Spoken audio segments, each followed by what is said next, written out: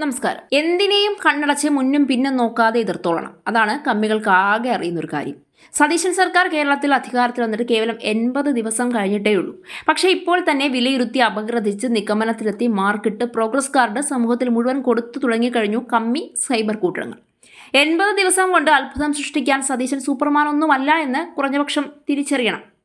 ഇത് കോൺഗ്രസുകാർ ചെയ്യുന്നതൊക്കെ മോശമായതുകൊണ്ടല്ല, മോശമാണെന്ന് വരുത്തി തീർക്കുക വഴി 10 വർഷം സഖാക്കൾ കേരളത്തിൽ ചെയ്തു കൂട്ടിയതൊക്കെ മികച്ചതാണ് എന്ന് വരുത്തി തീർക്കാനുള്ള ബോധപൂർവമായ ഒരു ശ്രമമാണ് എന്ന കാര്യം ഉറപ്പാണ്. അതായത് ഒരു വരയെ മാറ്റാതെ ചെറുതാക്കാൻ അപ്പുറത്ത് അല്പം കൂടി വലിയൊരു വര വരയ്ക്കുന്ന രീതി. ഇപ്പോൾ അവരെ ഏറ്റവും കൂടുതൽ എതിർക്കുന്ന ഒരു കാര്യമാണ് ക്ഷേമ പെൻഷനുകൾ ബാങ്ക് അക്കൗണ്ടുകൾ വഴി നൽകാനുള്ള സർക്കാർ തീരുമാനം. ഈ തീരുമാനത്തിന് എന്താണ് പ്രശ്നം? എന്തിനാണ് ഇതിനെ ഇടതുപക്ഷം ഇത്രയേറെ എതിർക്കുന്നത്? മാറിയ കാലത്തിനൊത്ത് മനുഷ്യരും സഞ്ചരിക്കേണ്ടതില്ലേ? രാജ്യം ഇത്രയേറെ വികസനം നേടിക്കഴിയുമ്പോൾ എല്ലാവരും ബാങ്ക് അക്കൗണ്ട് എന്ന നരേന്ദ്രമോദിയുടെ സ്വപ്നം സാക്ഷാത്കരിക്കപ്പെടുമ്പോൾ ആ ബാങ്ക് അക്കൗണ്ടുകൾ വഴി പണം കൈമാറുന്നതിൽ എവിടെയാണ് പാകപ്പിഴ? സാധാരണ ക്ഷേമ പെൻഷനുകൾ വീട്ടിലെത്തിച്ചു കൊടുക്കുമ്പോൾ എത്തിച്ചു കൊടുക്കുന്നവർക്ക് കൈമടക്ക് ഉൾപ്പെടെ പല രീതികളും ഇപ്പോഴും നാട്ടിൻപുറങ്ങളിൽ നടപ്പുണ്ട്, സജീവമാണ്. ഇതൊന്നുമില്ലാതെ അക്കൗണ്ടുകളിൽ സുരക്ഷിതമായ പണം കിടക്കുമ്പോൾ എന്തിനാണ് ഈ ക്ഷേമ പെൻഷൻ എന്ന് മാത്രം ഇടതുപക്ഷം നിലവിളിക്കുന്നത്? ഇന്നത്തെ വാർത്ത അതിനെ ചുറ്റിപ്പറ്റിയാണ്. ക്ഷേമ പെൻഷൻ ബാങ്ക് അക്കൗണ്ടുകൾ വഴി അർഹതപ്പെട്ടവരുടെ കൈകളിലെത്തുമ്പോൾ അനർഹരായ ആരെങ്കിലും ഇതിൽ കയറി പറ്റിയിട്ടുണ്ടെങ്കിൽ അവരും തിരിച്ചറിയപ്പെടാൻ പോവുകയാണ്. അങ്ങനെ തിരികെ കയറ്റി ഒട്ടേറെ പേർ ഈ പെൻഷൻ പദ്ധതികളിൽ ഉൾപ്പെട്ടിട്ടുണ്ടെന്നുള്ള നിർണായക ചില വെളിപ്പെടുത്തലുകൾ പുറത്തു വരുമ്പോൾ അപ്പോഴാണ് ഈ കമ്മിക്കൂട്ടങ്ങളുടെ കരച്ചിലിന് പിന്നിൽ എന്തെങ്കിലും കാരണമുണ്ടോ എന്ന സംശയം ബലപ്പെടുന്നത്. സാധാരണക്കാരായ നിലാരംബരായ മറ്റു പെൻഷനുകൾ ഇല്ലാത്തവർക്കാണ് ഇത്തരം പെൻഷനുകൾ നൽകുന്നത്. എന്നാൽ സർക്കാർ ഉദ്യോഗത്തിൽ നിന്ന് വിരമിച്ചവർ ഉൾപ്പെടെ ഇത്തരം പെൻഷനുകൾ വാങ്ങുന്നു എന്നുള്ള ചില വെളിപ്പെടുത്തലുകൾ കൂടി ഇടതുപക്ഷം ഇപ്പോൾ ഘോരഘോരം പ്രസംഗിക്കുന്നതിനിടയിൽ പുറത്തുവരികയാണ്. ജനങ്ങൾക്ക് ലഭിക്കേണ്ട തുക അവരവരുടെ ബാങ്ക് അക്കൗണ്ടുകളിൽ ഇട്ടുകൊടുക്കുന്ന രീതി ആദ്യം നടപ്പിലാക്കിയത് കേന്ദ്ര സർക്കാരാണ്. അതിന് ഇടനിലക്കാരായി സംസ്ഥാന സർക്കാർ മറ്റാരും വേണ്ട എന്നും ഇടനിലക്കാർ കുറേയേറെ കൈയിട്ട് വാരി അവസാനം പിച്ചക്കാശ് മാത്രം സാധാരണക്കാരന് കിട്ടേണ്ടതില്ല എന്നും തീരുമാനിച്ചത് നരേന്ദ്രമോദിയാണ്. തീരുമാനത്തിന്റെ ചുവട് പിടിച്ചാണ് കേരളത്തിലും ഇപ്പോൾ ഇത്തരം പദ്ധതി നടപ്പിലാകുന്നത് എന്നതാണ് മറ്റൊരു യാഥാർത്ഥ്യം.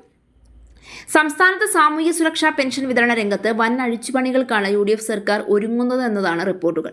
അനർഹരെ ഒഴിവാക്കി അർഹരായ പാവപ്പെട്ടവരിലേക്ക് മാത്രം ക്ഷേമ പെൻഷൻ കൃത്യമായി എത്തിക്കുക എന്ന ലക്ഷ്യത്തോടെയാണ് വിപ്ലവകരമായ തീരുമാനങ്ങളിലേക്ക് സർക്കാർ കടക്കുന്നത്. പെൻഷൻ വിതരണ ചുമതലയിൽ നിന്ന് സഹകരണ ബാങ്കുകളെയും സൊസൈറ്റികളെയും ഒഴിവാക്കി തുക പൂർണ്ണമായും നാഷണലൈസ്ഡ് ബാങ്കുകൾ വഴി നേരിട്ട് അക്കൗണ്ടുകളിലേക്ക് നൽകാൻ സർക്കാർ തീരുമാനിച്ചതോടെ വർഷങ്ങളായി തഴച്ചു വളർന്ന വ്യാജ ഗുണഭോക്താക്കളുടെ സാമ്രാജ്യമാണ് തകർന്നടിയാൻ പോകുന്നത്. ക്ഷേമ പെൻഷൻ വിതരണത്തിൽ നിന്നും സഹകരണ ബാങ്കുകളെ ഒഴിവാക്കിയ പുതിയ തീരുമാനത്തെ സ്വാഗതം ചെയ്ത് ഭരണകക്ഷി നേതാക്കളും പ്രമുഖരും രംഗത്തെത്തിയിട്ടുണ്ട്. മികച്ച തീരുമാനം തന്നെയാണ്. ജനങ്ങളുടെ അവകാശം നേരിട്ട് അവരിലേക്ക് എത്തട്ടെ. അതിനിടയിൽ ചിലർ നിൽക്കുന്നു, അവരെന്തോ ഒരു ഔദാര്യം നൽകും പോലെ വീട്ടിലെത്തിക്കുന്നു. ഇനി അത്തരം ഏർപ്പാടൊന്നും ഇല്ല എന്നാണ് കോൺഗ്രസ് നേതാവ് BRM ഷഫീർ ഉൾപ്പെടെയുള്ളവർ സോഷ്യൽ മീഡിയയിലൂടെ വ്യക്തമാക്കിയതും ഐക്യദാർഢ്യം പ്രഖ്യാപിക്കുന്നത്. മുൻ സർക്കാരിന്റെ കാലത്ത് നടന്ന വൻ പെൻഷൻ ക്രമക്കേടുകളും തട്ടിപ്പുകളും ഇതിലൂടെ അവസാനിക്കുമെന്നാണ് പലരുടെയും വിലയിരുത്തൽ. കേരളത്തിൽ ക്ഷേമ പെൻഷൻ വിതരണം ബാങ്ക് അക്കൗണ്ടുകൾ വഴി നേരിട്ട് ഗുണഭോക്താക്കളുടെ കൈകളിലെത്തിക്കാനുള്ള തീരുമാനം വലിയ രാഷ്ട്രീയ ചർച്ചയ്ക്കാണ് വഴിവെച്ചിരിക്കുന്നത്.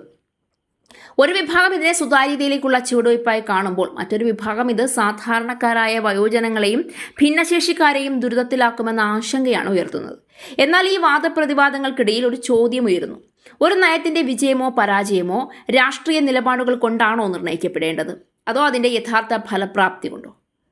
ബാങ്ക് അക്കൗണ്ടിലൂടെ സർക്കാർ ആനുകൂല്യങ്ങൾ നേരിട്ട് ഗുണഭോക്താക്കൾക്ക് കൈമാറുന്ന ഡയറക്റ്റ് ബെനിഫിറ്റ് ട്രാൻസ്ഫർ അഥവാ DBT സംവിധാനം ഇന്ത്യയിൽ വർഷങ്ങളായി വിവിധ പദ്ധതികളിൽ നടപ്പിലാക്കുന്ന മാതൃകയാണ്.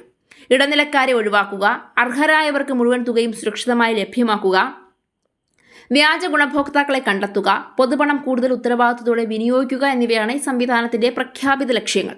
അതേസമയം ബാങ്കിംഗ് സൗകര്യങ്ങൾ, പരിമിതമായ പ്രദേശങ്ങൾ, ഡിജിറ്റൽ സാക്ഷരതയുടെ അഭാവം, പ്രായമായ ഗുണഭോക്താക്കൾ നേരിടുന്ന യാത്രാ ബുദ്ധിമുട്ടുകൾ എന്നിവയും അവഗണിക്കാനാവാത്ത യാഥാർത്ഥ്യങ്ങളാണ്. അത് സമ്മതിക്കുന്നു.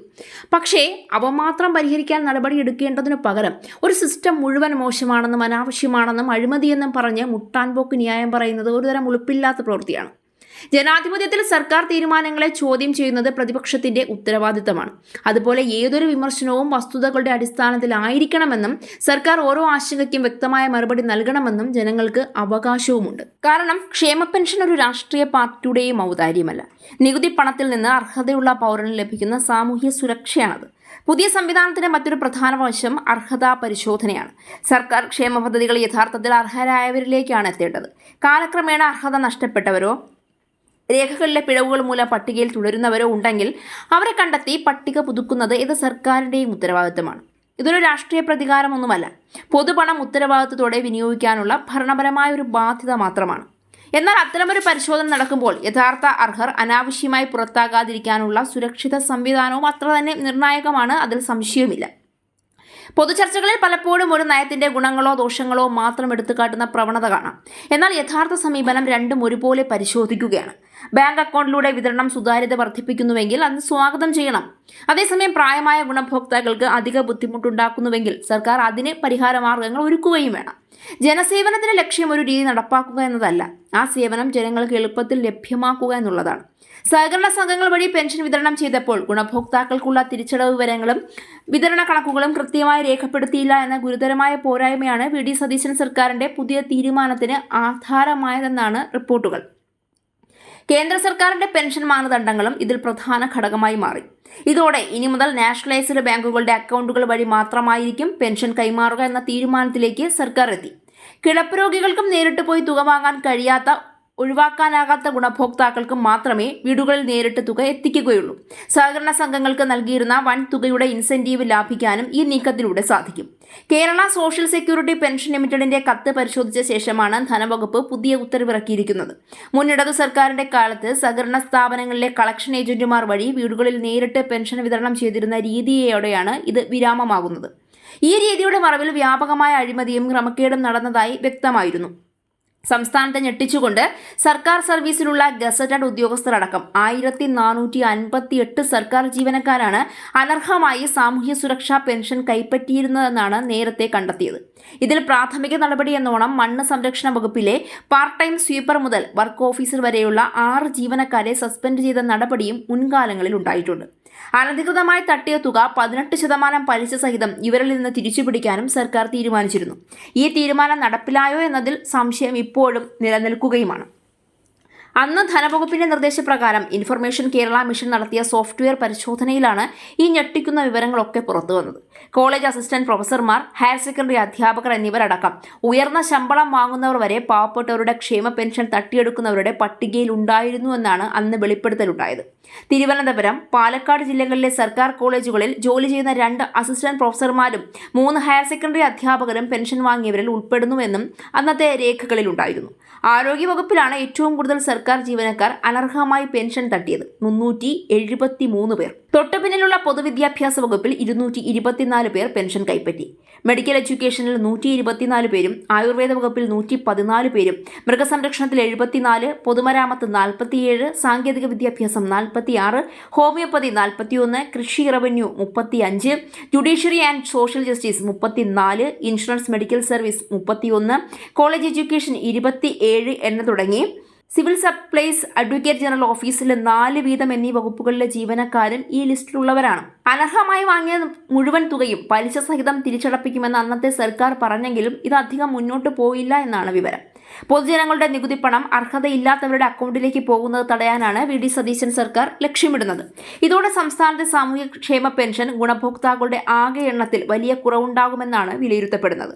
നിലവിൽ 66.22 ലക്ഷം ഗുണഭോക്താക്കളാണ് സംസ്ഥാനത്തുള്ളത്. ഇതിൽ സാമൂഹ്യ സുരക്ഷാ പെൻഷൻ വാങ്ങുന്ന 51.87 ലക്ഷം പേരും വിവിധ ക്ഷേമനിധി ബോർഡുകളിൽ നിന്ന് പെൻഷൻ ലഭിക്കുന്ന 14.35 ലക്ഷം പേരും ഉൾപ്പെടുന്നുണ്ട്. UDF സർക്കാർ പ്രതിമാസ പെൻഷൻ തുക 3000 രൂപയായി വർദ്ധിപ്പിക്കുമെന്ന് പ്രഖ്യാപിച്ച സാഹചര്യത്തിൽ നിലവിലെ ഭീമമായ ഗുണഭോക്തൃ പട്ടിക വെച്ച് തുക നൽകിയാൽ സർക്കാരിന് മാസം തോറും 1986 കോടി രൂപ വേണ്ടിവരുമെന്നാണ് കണക്കുകൾ. നിലവിൽ നൽകുന്ന 2000 രൂപ വെച്ച് തന്നെ ഖജനാവിന് വലിയ ബാധ്യതയാണ്. അതിനാൽ മസ്റ്ററിങ്ങും തുടർ പരിശോധനകളും കർശനമാക്കി അനർഹരെ പൂർണ്ണമായും വെട്ടിനിരത്തുന്നതോടെ സർക്കാരിന്റെ സാമ്പത്തിക ബാധ്യത ഗണ്യമായി കുറയാൻ വഴിയൊരുക്കും. കുടുംബ വാർഷിക വരുമാനം 1 ലക്ഷം രൂപയിൽ കൂടുതലുള്ളവർ, 1 ഏക്കറിൽ കൂടുതൽ ഭൂമിയുള്ളവർ, ആദായ നികുതി നൽകുന്നവർ, 1000 CCക്ക് മുകളിൽ എഞ്ചിൻ ശേഷിയുള്ള കാറുകളുള്ളവർ, മറ്റ് പെൻഷനുകൾ വാങ്ങുന്നവർ എന്നിവർക്കൊന്നും നിലവിൽ ക്ഷേമ പെൻഷന് അർഹതയില്ല. എന്നാൽ വ്യാജ വരുമാന സർട്ടിഫിക്കറ്റുകൾ ഹാജരാക്കിയും ഗൾഫിലുള്ള മക്കളുടെ വരുമാനം മറച്ചുവെച്ചും 10,000ങ്ങളാണ് തുക ഇപ്പോഴും തട്ടിയെടുത്തുകൊണ്ടിരിക്കുന്നത്. വരും ദിവസങ്ങളിൽ മസ്റ്ററിംഗ് പൂർത്തിയാകുന്നതോടെ മരണപ്പെട്ടവരുടെ പേരിലുള്ള പെൻഷനുകൾ തനിയെ ഒഴിവാകും. ഇതിനു പുറമെ തദ്ദേശ സ്വയംഭരണ തലത്തിൽ വാർഡ് തല പരിശോധനകൾ നടത്തി വ്യാജ പൗരന്മാരെ മുഴുവൻ പടിക്ക് പുറത്താക്കാനാണ് സർക്കാരിന്റെ നീക്കം. അർഹരായ പാവപ്പെട്ടവർക്ക് മാത്രം 3000 രൂപ വീതം പെൻഷൻ തടസ്സമില്ലാതെ നൽകാൻ ഈ വെട്ടിനിരത്തലിലൂടെ സാധിക്കുമെന്ന കണക്കുകൂട്ടലിലാണ് സർക്കാർ. അതിനാൽ ബാങ്ക് അക്കൗണ്ടിലൂടെയുള്ള പെൻഷൻ വിതരണം എന്ന വിഷയത്തെ ഒരു രാഷ്ട്രീയ ഏറ്റുമുട്ടലായി മാത്രം കാണാതെ പൊതുഭരണത്തെ കൂടുതൽ കാര്യക്ഷമമാക്കാനുള്ള അവസരമായി കാണുന്നതാണ് ഉചിതം, ന്യായം. അന്തിമമായി ജയിക്കേണ്ടത് ഒരു പാർട്ടിയുമല്ല, ജനങ്ങളുടെ വിശ്വാസമാണ്, ക്ഷേമമാണ്. സംരക്ഷിക്കപ്പെടേണ്ടത് ഒരു രാഷ്ട്രീയ നിലപാടുമല്ല, അർഹരായ ഓരോ പൗരന്റെയും അവകാശമാണ്.